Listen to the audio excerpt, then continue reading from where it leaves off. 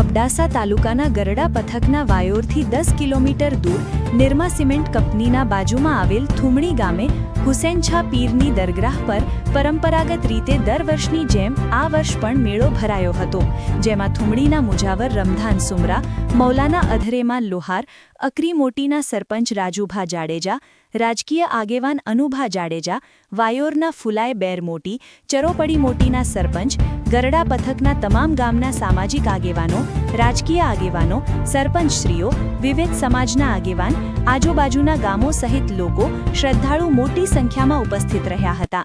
એવી જ રીતે આચાર પીરની દરગાહ પર ગરડા પથકના તમામ ગામો સહિત લોકો મોટી સંખ્યામાં સલામ ભરવા આવ્યા હતા.